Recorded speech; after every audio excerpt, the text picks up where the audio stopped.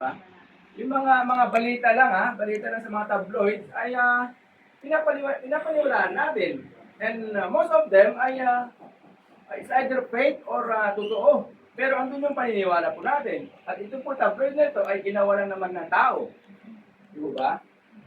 Ginawa at isinulat ng tao, tawag doon na pinaraming at ikinalat. Sa amin po, yung aming pong company ay nagkaroon ng pagsusuri yung tubig na ating po ininom.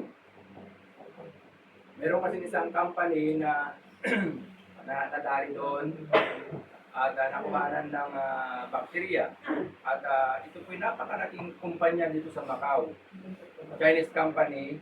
Siguro dahil masama yung loob nila kasi nga na talagang pinasok ng gobyerno at to be fair, pati yung mga maliliit na mga refilling station ay pinasok din at kami po yung nakasama. So, doon sa pagbabalita po nila, hindi po malinaw yung kanila pong pagbabalita. In fact, sa amin po ay nasa news yung pangalan namin. Yun yung parang at mga tao ay naniwala sa ganung balita na hindi po nila sinuri kung totoo ba or hindi. Pero kung mo na ibalita, na ilagay sa news, pinapaniwalaan ng mga tao. Kahit na yung pong bacteria na yun na hindi naman harmless.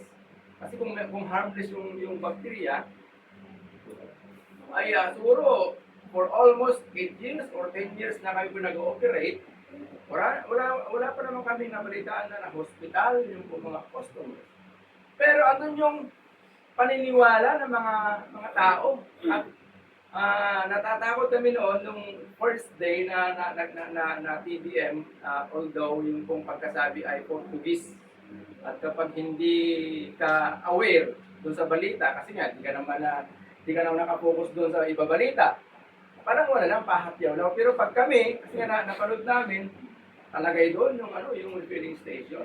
So, salamat sa Panginoon, yung balita na yun, hindi naman talagang binigyan din ng mga consumer. At, pero andun yung iba nakabalita, naniwala sila. What I mean, ito ay yung tao kasi pag meron pong naisulat, kagad-agad pinapaniwalaan. At ang Biblia po ay talagang isinulat ng tao. Kasi wala naman tayong makikita na Bible na sinulat ng hayop. Eh kung meron siguro, baka pwede pa. Hayop ang nililigtas. At ang Biblia na ay para sa mga hayop lamang. Ang Biblia ay isinulat ng tao dahil ang kaligtasan ay para sa ang maliligtas ay para sa mga tao. So, ang Biblia, ang author po nito ay, siguro alam naman na po natin na ang author ng Bible, it is the Holy Spirit. Banal na Espiritu ang author po nito. The Bible is the source book of our knowledge. Ito'y pinagmumulan ng ating pong kaalaman sa Diyos. Source book. We can know God through His creation. Tayo po ay naniniwala na mayroong Diyos sa pamagitan ng kanyang mga creation. Di po ba? At binabanggit po yan sa Salmo. Through His creation, we believe God.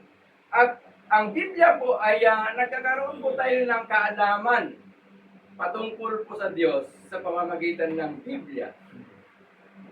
Without the Bible, ay maaring kulang yung kaalaman po natin sa Diyos. Source book. It is a textbook of divine truth.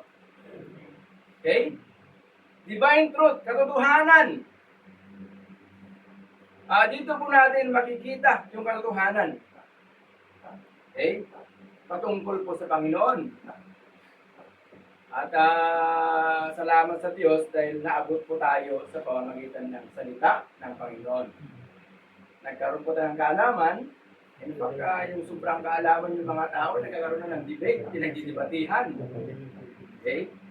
Source book, patungo, at ito po nagiging guide po natin, patungo sa buhay na walang hanggan. Through everlasting life. Sa pamamagitan ng Biblia, ay ito po yung nagiging guidelines po natin. Kung tayo po ay madalas nagbasa ng Bible. Ito ang madalas nagbabasa ng Bible. Ayun po ay napaka high-tech na po ngayon ang sistema. Mag-scroll sa cellphone mo, minsan mag-flash na yung mga word of God. At nakakatuwa pa, naka-contextualize. Di ba? Meron kasi akong nilike dun sa, may duman sa work ko. Nilike ko kasi nabighani, na-focus yung pansin ko doon. Kasi ang ganda yung pagkaka-arrange ng pwede nga pwede nga ituro. Sunod-sunod yung pagkakasabi niya. At nilike ko. Sinend ko dun sa isa kong account na hindi ko naman ginagamit. Okay? Na-compile doon. Sa tuwing ako'y magbubukas ng cellphone, yun ang kayo lumalabas. Ang dali, Facebook eh. Pag yung tapos na, yung gustong-gusto mong panoorin, yun ang binibigay. Meron siyang kaalaman eh. Alam niya yung alam niya kung saan ka nahuhook doon sa kanyang sistema. Pagka ang ilike mo ay dismiss lahat yan. Yes. Puro dismiss yan. Kapag nabighani ka sa nature, bibigay sa'yo puro nature. Pag animals. Pag mga pogi rin yan, bibigay sa'yo. Yung pogi sa paningin mo. The word Bible is derived, or ito po ay hango sa salitang from Greek word. Hango ito sa salitang Biblos. Meaning, a book. Ibig sabihin, libro. Okay? At ang kabuuan nito ay tinatawag nating the Holy Scripture or the Scripture. Di ba, minsan mga MC, sir, ano yung Holy Scripture? Ano yung Scripture reading? So, tinatawag na Scripture, the writings, and the Word of God. So, sinasabi po nila, or kalimitan na nababanggit po natin, na ang Biblia is the Holy Scripture. Books, or ito po yung salita ng Panginoon. Kaya nga may mga kapatid natin na sinasabi ng Panginoon sa ganito, but I think it is more safe pagkasabihin po natin, the Bible said. Kasi hindi lahat po ng ay sinabi ng Panginoon. Okay? To be safe, na pag tayo pa nagtuturo patungkol sa Biblia, the Bible said, okay, siguro mas yun. Pero pag sinabi kasi natin na sinasabi ng Panginoon sa ganito, pero ang nagsasalita ay si Pablo. So, si Pablo ay kinasihan ng Banal na Espiritu upang sabihin niyang ganito. Okay, so, Biblos meaning the book. At ito po ay binubuo ng iba't ibang kasabihan or title, the Scripture, the writings in the Word of God. So, hindi ko po masyadong may paliwanag dahil alam naman po natin kung meron pong idadagdag si Pastor by next meeting, dagdagan na lamang po niya. Ito po yung pong kaunting kaalaman ko patungkol sa Biblia. So, in Hebrews chapter 4 or Lucas chapter 4 verse 17, may binabanggit po dyan at gusto ko lang pong kunin yung isang salita na sinasabing books. Okay? Pagibasa po. Lucas chapter 4 verse 17. Sister Sarah, 2 Corinthians chapter 3 verse 14. Sister Gemma, Mark chapter 12 verse 10.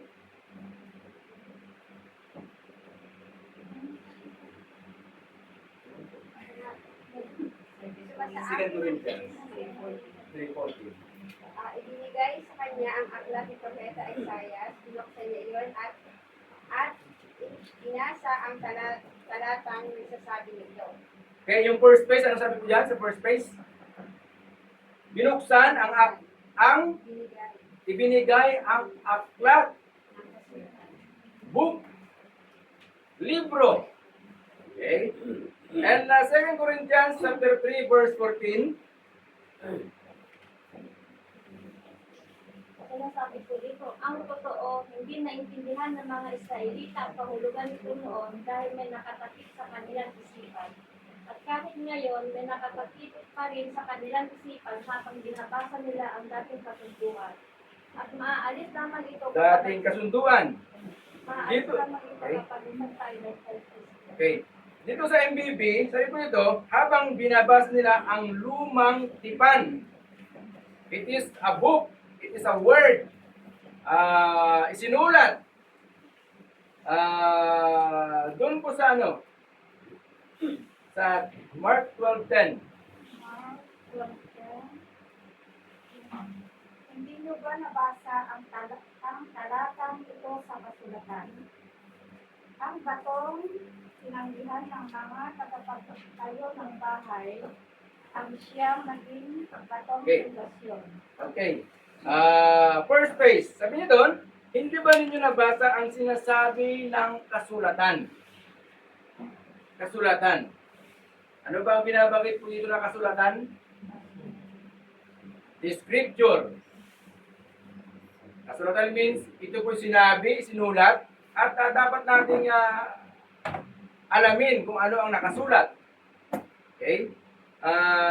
In Matthew chapter 22 verse 29. Mateo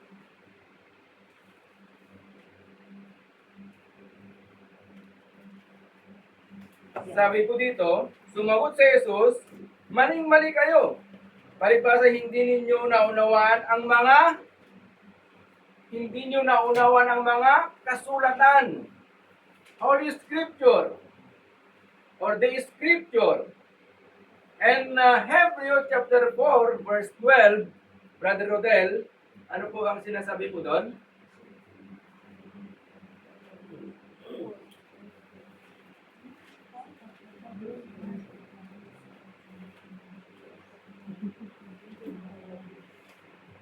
Hebrew 4 verse 12. Sapagkat buhay at mabisa ang salita ng Diyos, at higit na matalas kaysa anumang espadang magkabilaang talim. Tumatagos ito hanggang sa kaluluwa at espiritu, at hanggang sa kasukasuan at kaloob-looban ng buto. Nalalaman nito ang pinakamalalim na isip at hinahangad ng tao. Anong sabi sa una? Ang salita ng Diyos. Okay? Tinatawag na ang Biblia ay Word of God. Tinatawag na ang Biblia ay Holy Scripture or the Scripture. Kasulatan. Para daw po maging guidelines po natin patungo sa buhay na walang hanggan. Without the Holy Scripture,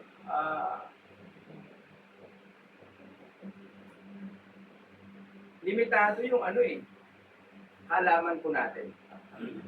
Patungkol po sa parang iba yung yung nakikinig lang po tayo. Though, faith comes from the hearing and hearing the Word of God.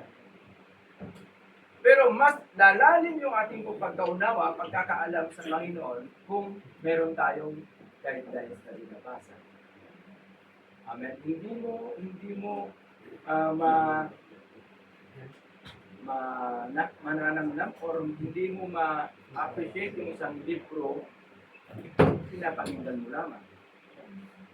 Kahit yung pag nakikinig po tayo, yung sa mga audio, parang parang iba pa rin yung pag binabasa mo.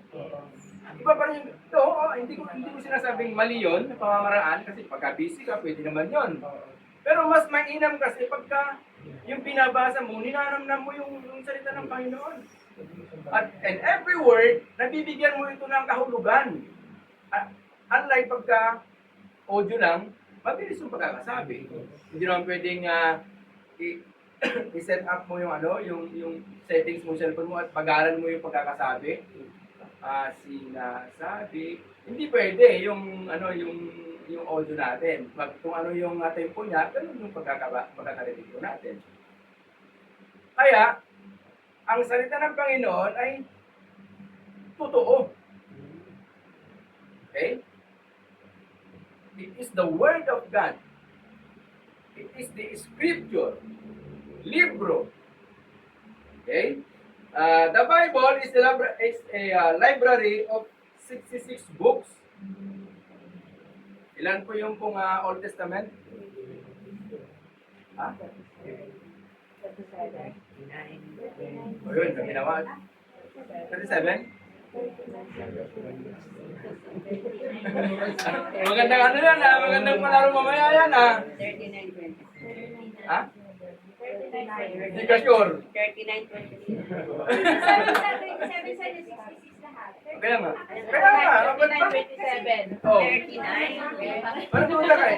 Nabawasan na ba? 39:27. 39. Okay.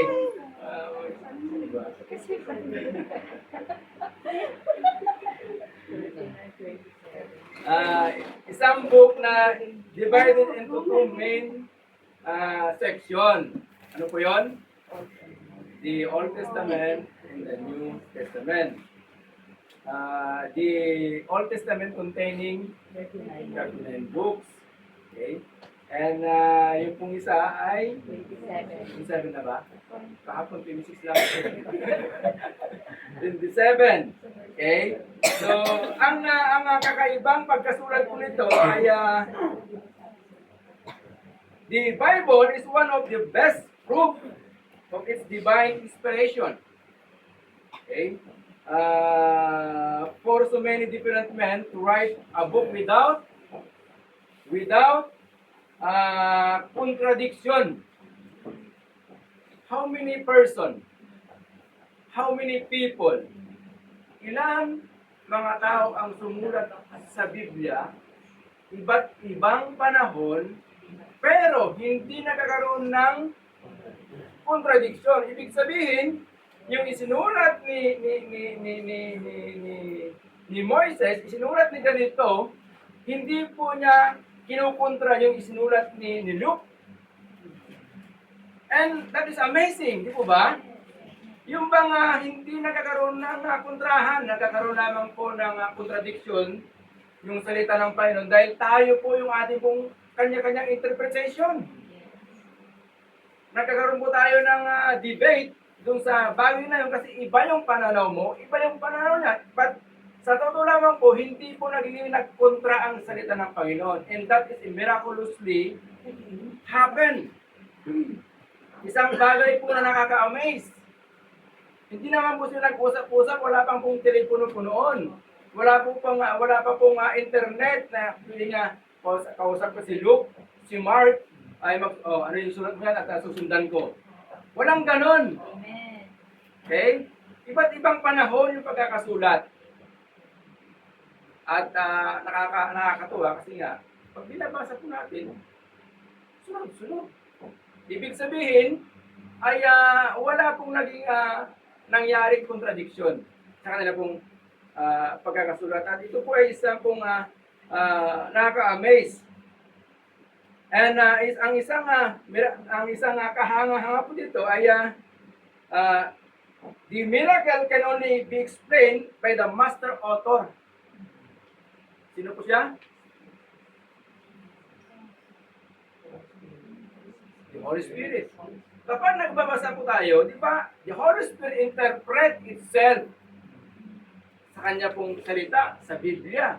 Hindi mo pwedeng i-interpret yung salita ng Panginoon ayon lamang sa sarili mong pananaw.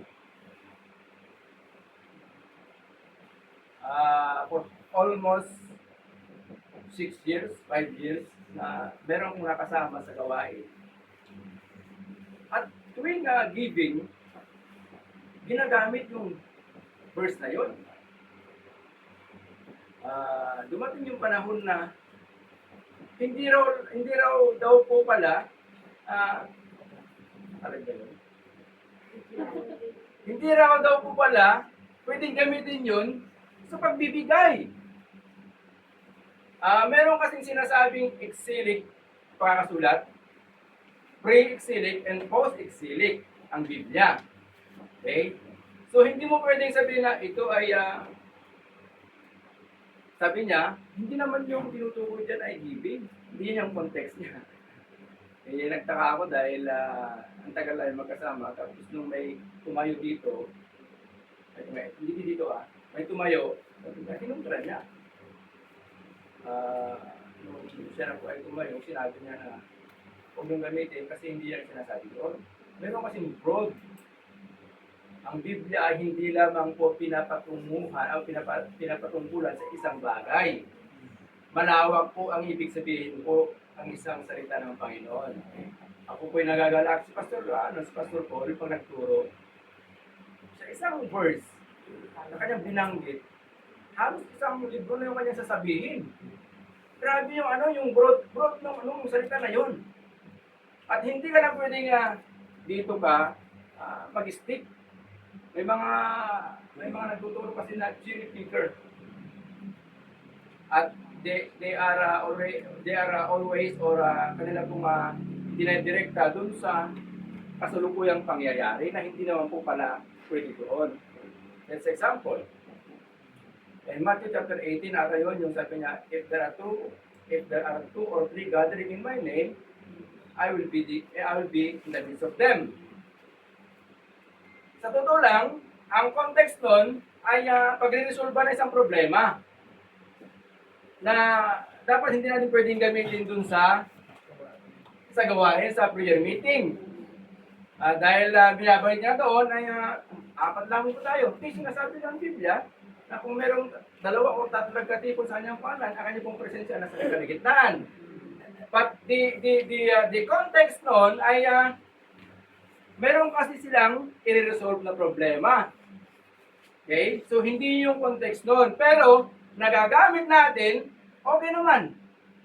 Kaya meron kami katanungan, wrong but not wrong. Pero kami pag-aaral na mali, pero hindi siya mali.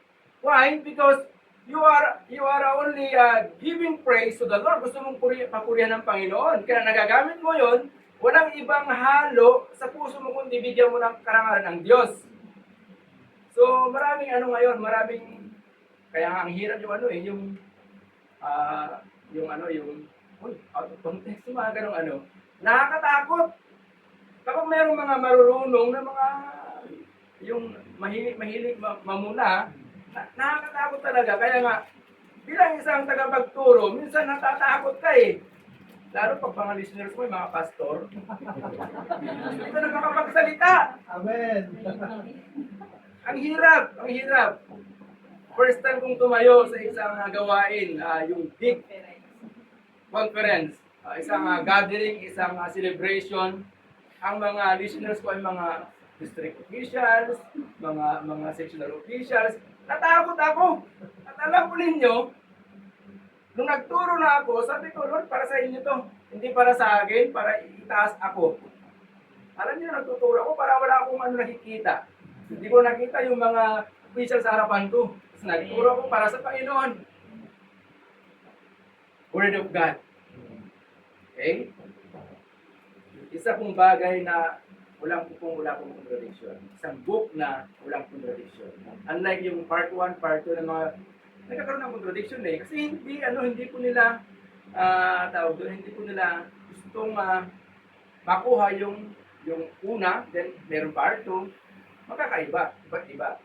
Pero ang Biblia po from cover to cover, hindi po nagkaroon ng contradiction. So, ito po ay sinulat ang Old Testament or the Old Testament originally written in Hebrew. Tama ba, Pastor? Ang Old Testament ay sinulat sa Hebrew language. At ang New Testament ay Greek word. Greek word. Okay. Doon po tayo. Ano yun eh? Introduction ko yun eh. Doon po tayo. Sa the Holy Scripture or tawag doon? Bible is very inspired. May nabasa akong inspired yan eh.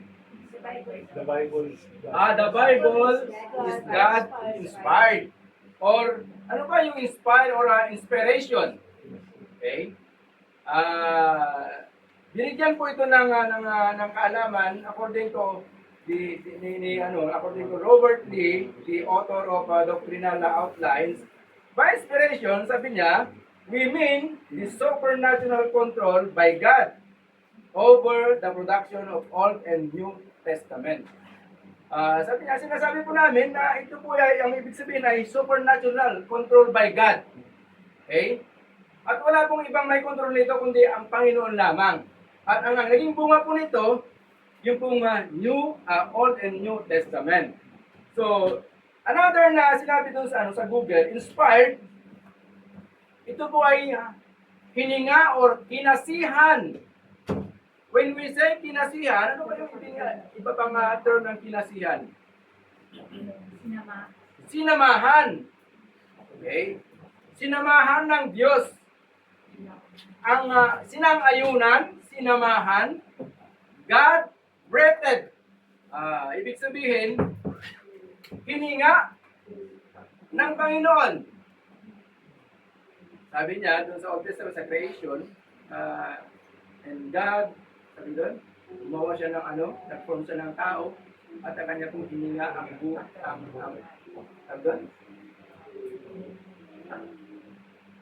ang salita ng buhay. Diba yun? Record nyo nga sa Genesis.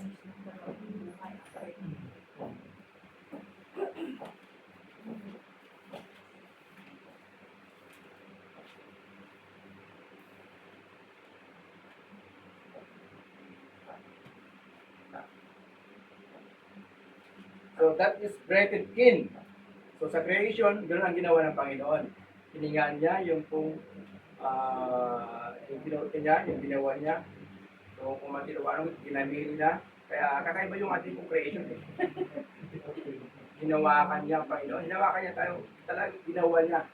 Unlike yung mga ibang kanya pong ginawa by His Word. Nagkaroon. Pero tayo kasi talagang, kaya ang maganda yung pagkakurti natin, di ba? Inayos niya talaga ang Panginoon. Hindi lang sinabi, magkaroon ng tao. Hindi ganun. Talagang inayos niya. Ito, nagawin kong matangos ang kanyang ilong. Grabe yung creation ng Panginoon sa atin. Nakaka-amis talaga. Tinunagat mo yung patabi mo. Kumpleto siya. Di ba? Kumpleto siya. Okay? The Bible is Nestus. Okay. God breathed. Hindi hindi yung God breathed in or God breathed, hininga ng Panginoon. Okay. Doon na tayo sa 2 Timothy chapter 3 verse 16.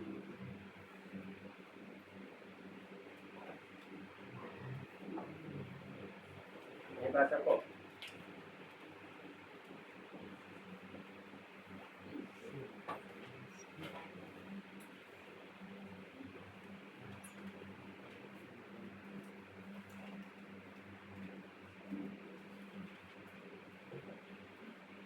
Yung po yung ating pong supporting verse doon. 2 Timothy chapter 3 verse 16-17. Sino po nakakita? Pakibasa po. Ang 2 Timothy ay nasa New pa rin. Hindi pa nilipat. Chapter 3, verse 16 po. 16-17.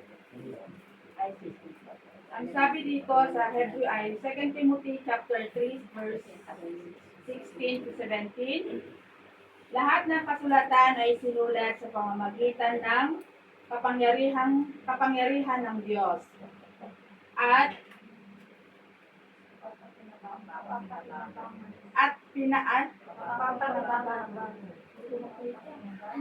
Nasa kapagkailaban. Okay ba sa English?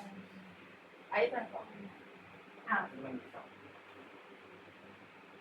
Second Timothy chapter 3 verse 16 to 17 ay isang mahalagang talata sa Biblia na nagsasaad na ang lahat ng kasulatan ay pinasihan ng Diyos at kapakipakinabang para sa pagtuturo, sa pagsaway, sa pagtutuwid, sa pagsasanay, sa katwiran. Ang talatang ito ay nagbibigay diin sa kahalagahan at kapakinabangan ng kasulatan para sa mga Kristiyano. Ano doon? Sinabi doon? Kinasihan. Doon sa NIV, the Holy Scripture inspired by God, okay, and used for teaching, rebuking, correcting. So, binabanggit po diyan na ang salita daw ng Panginoon, which is the Word of God, which is the Bible, ay kinasihan, sinamahan ng Panginoon.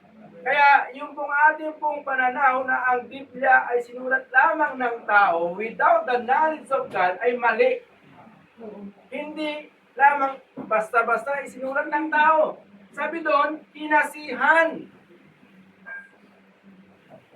Kinasihan. Kaya nga pag tayo gumagawa ng ating pong outline, di ba, pagka nag-pray po natin, yung pong word na yon, yung pong mensahe ng Panginoon, pag tayo po nagsulat, di ba, dire-diretso tayo, para bang naka-intact na kasi nga hiningi mo sa Panginoon at kinasihan ka ng Diyos para magawa mo yung outline na yon.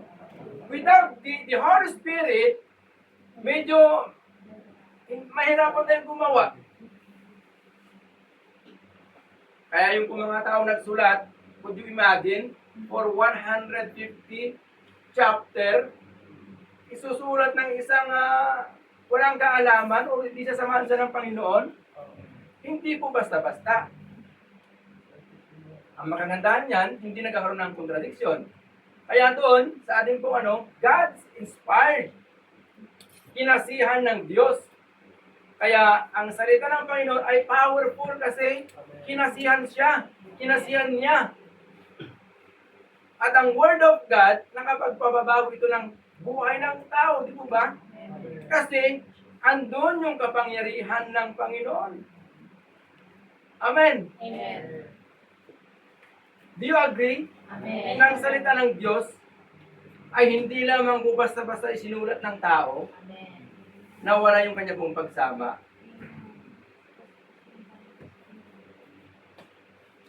Useful rebuking. Ang Panginoon, nung siya po ay tines ng diablo, he rebuked and using the word of God.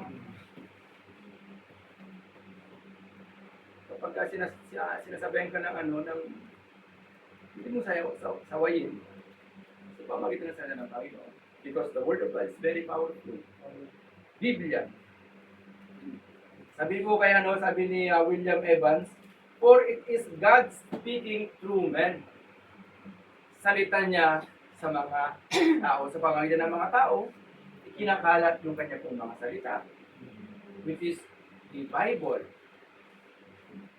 The Bible, kaya wala tayong dapat pagtalunan patungkol sa Biblia. Kapag ikaw naniniwala na ang Biblia ay salita ng Panginoon, then wala tayong dapat pagtalunan.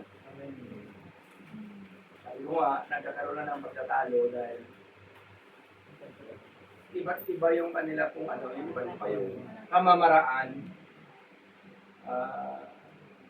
Yung kanila pong pangunawa, sariling pangunawa ay yung sinasabi po nila. Kaya, beware, be watchful, and be careful. Na kung mo sinabi, ang ganda niyang pagkakaano niya is tunay. So, mapanuri dapat po tayo. Amen. Ito na, 2 Peter chapter 2, o 2 Peter chapter 1, verse 21. Ano po ang binabanggit po dyan? Pakibasa po sa unang nakakita.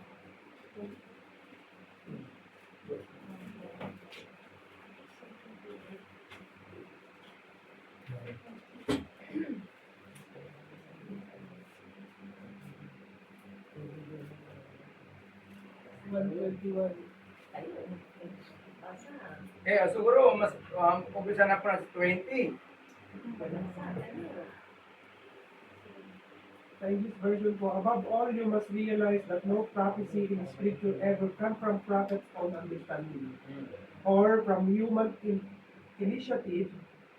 No, those prophets were moved by the Holy Spirit. They spoke from God. Yes, Higit sa lahat, dapat ninyong tandaan na ang lahat ng isinulat ng mga propeta sa kasulatan ay hindi ayon sa sarili nilang interpretasyon.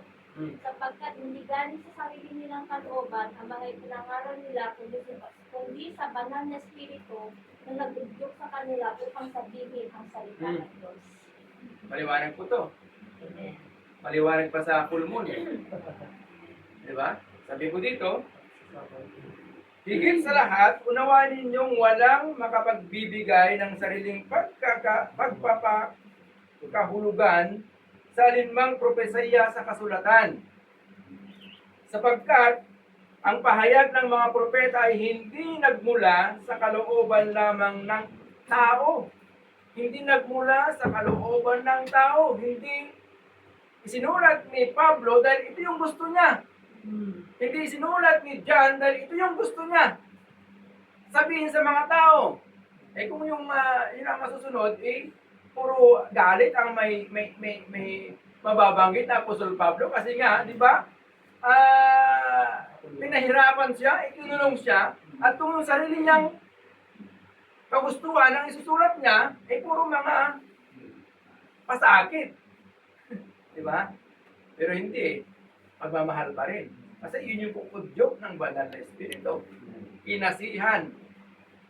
Hindi sa pamamagitan ng kanila pong sariling interpretation. Pagko sabi niya, ito ay galing sa Diyos at ipinahayag ng mga taong nasa ilalim ng kapangyarihan ng Espiritu Santo. Napakaliwanag po.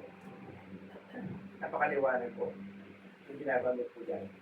Ito yung literal translation. For not the will of man. For not the will of man. Tayo, pag gumawa tayo ng isang isang love letter, di ba? Kung ano isa loobin mo, yung binabanggit mo, uso pa yun. Sino mo nakaranas ang love letter ng araw? Amen. Stationary pa yan. Hindi mo personal na ako dun sa crush mo. O nakatalikod, sinususok mo sa likod niya. So nakaranas yun. Sister Ella, suro wala na yun sa kanila. Meron pa rin. Kasi ngayon, napaliligaw. 3 messaging lang. Okay na. Pag nakita sila na. Sila na. Okay.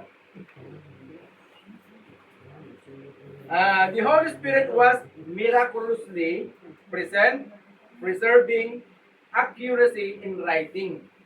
Yung sakto, tumpak, walang labis, walang kulang ang pagkakasabi. Kaya nga, ang word ng Panginoon ay sapat na para sa atin. Amen. Walang kulang, walang labis, sakto para po sa atin. Okay? Swak na swak yan para po sa atin. Pinagtibay upang tumpak ang pagkakasulat. Okay? The Holy Man of God overshadow. Ito yun. Overshadow by the Holy Spirit. Yung sila ay nagsumulat ng ganito, kasama po nila ang Banal na Espiritu. Sila, ang Banal na Espiritu mismo ang nagtuturo upang masabi kung ano yung gusto nila po isulat. And 1 Thessalonians chapter 2 verse 13. Siguro dito na po ako magtatapos. Marami pa po. Pero ipagpatuloy na lang po ni Pastor by next week kung meron po siyang gustong sabihin na hindi ko po nabanggit. Okay. So, 1 Thessalonians chapter 2 verse 13. Ano po ang binabanggit ko dyan?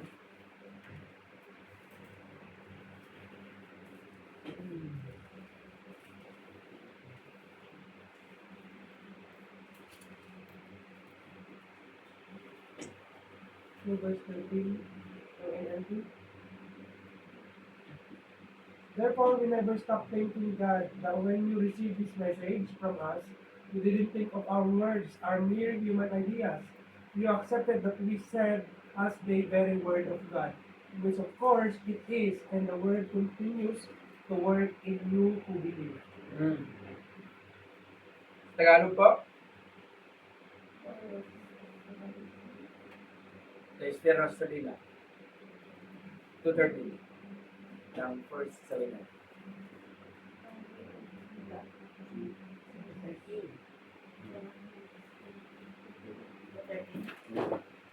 Kaya nga palagi kami nagpapasalamat sa Diyos sapagkat nang pangaral namin sa inyo ang kanyang salita, hindi ninyo tinanggap mula sa tao, kundi bilang tunay na salita ng Diyos. At sa bisa niya ay nakikita sa buhay ninyo na Diba? sumasampalataya. Sa MBB, kaya nga palagi kami nagpapasalamat sa Diyos sapagkat nang ipangaral namin sa inyo ang kanyang salita, kaninong salita? Word of God. Hindi ninyo ito tinanggap bilang salita ng tao. So tinanggap natin ang salita, ang Biblia, hindi sa ito'y salita ng tao, kundi ito po'y salita ng Diyos. Okay? Kundi bilang tunay na salita ng Diyos at ang bisa nito ay nakikita sa buhay ninyo na mga sumasampalataya. So, we are the human Bible now. Tayo na po yung taong Biblia. Why? Kasi, dahil tinanggap natin ng Panginoon, tinanggap natin ang kanya pong salita, ang kanyang salita nawa ay makikita sa ating pong buhay. Kaya yung pong mga tao, binabasa din po nila yung ating pong buhay. Pag sinabi po natin pastor tayo, pag sinabi po natin tayo po isang born again, makita po nawa na tayo po ay born again. Amen. Hindi po magiging magkakaroon ng contradiction dun sa sinasabi po natin sa ating pong pagiging yung ating pamumuhay. Makita po nawa, tunay nga na siya po ay born again. Dahil nakikita po nila yung salita ng Panginoon sa buhay po natin. Diba? Sa mag-asawa, di ba sabi doon, kung ang asawa ninyo hindi mananampalataya,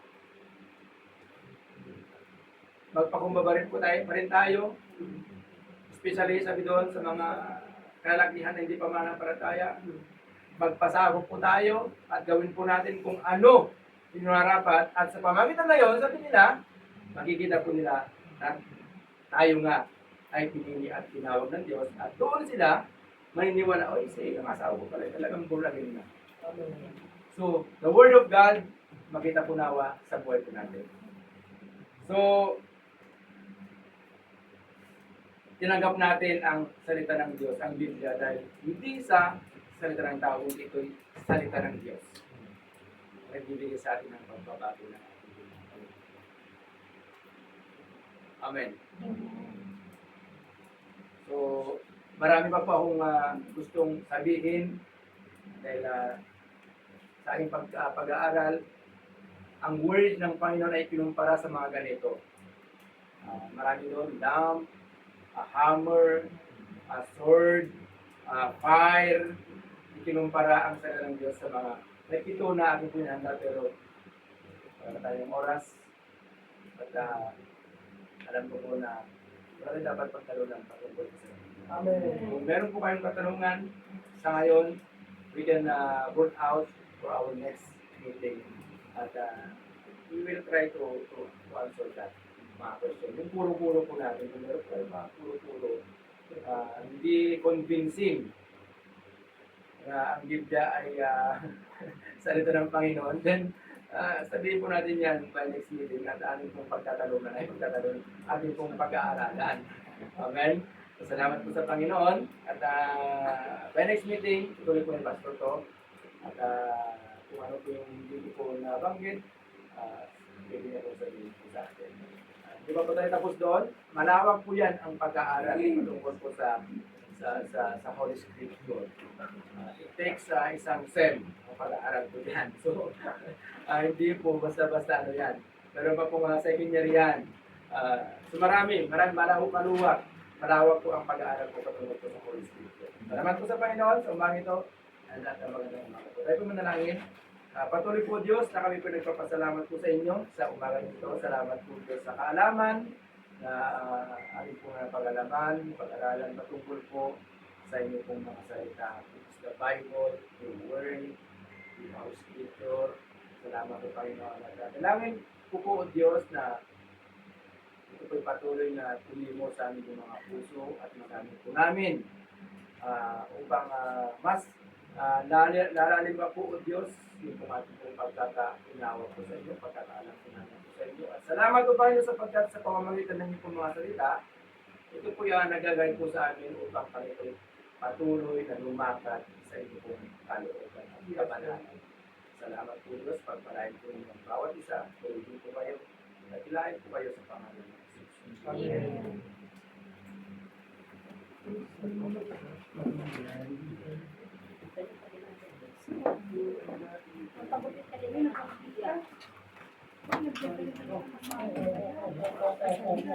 Morning.